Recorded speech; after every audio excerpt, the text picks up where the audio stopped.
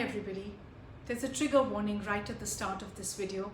This video has graphic descriptions of rape and violence. So if that's something that might trigger you, or if you're not in the best headspace right now, I suggest exiting this video and maybe revisiting at a later stage if you'd like. I'll give everybody a few seconds before we start.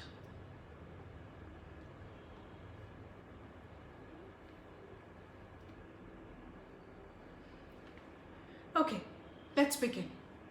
Last night at 3 a.m. or this morning, the Uttar Pradesh police locked the family of the Hathras gang rape victim in their house and lit the body on fire. It was the dead of night. The pyre had been hastily erected.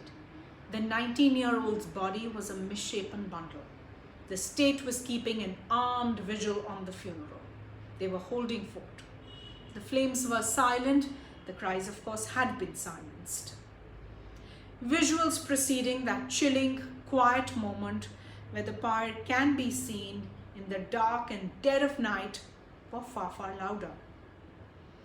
The victim's family arguing, begging the police to let them take the 19-year-old girl home one last time, to let them cremate her their way. The mother was inconsolable. Female relatives and locals were throwing themselves on the ambulance which had arrived again in the dead of the night with her body. The family says they were locked at home. The police had made a human chain around them, around the reporters, and around the locals who had gathered there. The girl was cremated without any family member being present. 2 weeks ago, on the 14th of September, the girl was cutting grass with her family when 4 men dragged her by her dupatta, took her aside, and gang raped her. Her mother, who found her, says she was almost paralyzed. Bones were broken. They tried to strangulate her, resulting in a serious cut in her tongue. There was blood everywhere. Even in that condition, the girl filed a complaint the same day. Her health then deteriorated. She was sent to Aligarh. After almost 2 weeks of being critical, she was referred to the Safdarjung hospital here in the capital, where she died yesterday morning. But even though the girl filed a complaint on the 14th of September, the police did not add a rape charge in the FIR until the 22nd of September, which is also when the case was flagged in the media and got some attention. But they're refuting all allegations of delay. The police are saying that on the 14th, she didn't mention anything about sexual assault. She just said physical assault by one man. Then she was in Aligarh in the hospital. She got better. She gave a formal statement against 3 more men, and that's when they added the charge of the FIR of rape to the FIR. The medical report of the girl, which is now in public domain, says no injuries were seen on most parts of her body. There were some marks on her neck and shoulders, but that's about it. The Hathras SP of police says no signs of sexual assault were found. Reports of her tongue being cut are false. There were no abrasions on her private parts. Nothing happened to her backbone or the spinal cord. Then why did she die? How was she so critical? And if that's the medical report and it's so kosher, then why take the body and bury it in the middle of the night forcefully?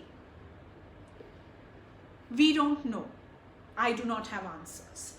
The victim's brother alleges that when the girl died in Delhi, the police forcibly took her away. When he and his family sat in protest, the police in black Scorpios with Uttar Pradesh plates forcibly removed them. Chief Minister Adityanath has constituted a 3-member SIT to probe this incident and directed that the case be tried in a fast-track court, as if that isn't a provision of law but something that's been granted in this case. The headlines are all saying India's Nirbhaya moment 8 years on. But I want to argue this case, as much as it stands out in its heinousness, in its bestiality, and how badly the system can fail us, is not an exception. It is one actually in a spate of cases that has rattled Uttar Pradesh in just the past few months. It is one in a spate of cases where Dalit women and girls have borne the brunt perpetuated by upper caste men. It is one in a spate of cases where organizations like the Savarna Parishad have come to the rescue of the alleged rapists because of their caste. It is one in a spate of cases where many will now demand the death row. It's one in a spate of cases where we have seen placid condolences from our political representatives. It is one in a spate of cases where justice and basic human decency is in ashes. It is one in a spate of cases where political clout, caste, and systemic violence has silenced a young woman. It is one in a spate of cases where heads must roll. It is one in a spate of cases where the word nirbhaya will trend on social media, because that allows us to put grave bravery onto women who are dead and then forget everything else. We'll do everything we can to follow this story as earnestly as we can.